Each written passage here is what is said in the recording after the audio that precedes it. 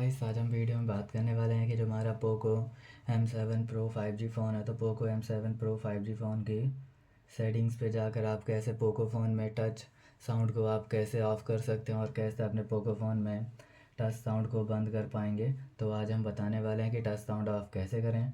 तो video start कर लेते हैं। तो सिंपली देख सकते हैं आइकन शो हो रहे हैं जिसमें से आपको सेटिंग्स पे जाना है और क्लिक करते ही आपकी जो सेटिंग्स है ओपन हो जाएगी, जहाँ से आप टच साउंड को ऑफ़ कर सकते हैं और बंद कर सकते हैं। सिंपली देख सकते हैं कि आपको साउंड एंड वाइब्रेशंस पे आ जाना है।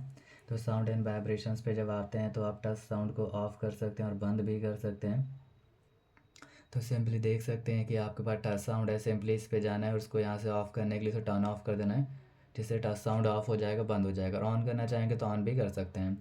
तो इस तरीके से टच साउंड को आप ऑफ़ कर सकते हैं अपने पोको फ़ोन में, और आप कर पाएंगे। तो आपको वीडियो अच्छी लगी तो लाइक एंड सब्सक्राइब करें। तो मिलते हैं अगली वीडियो में। Thank you video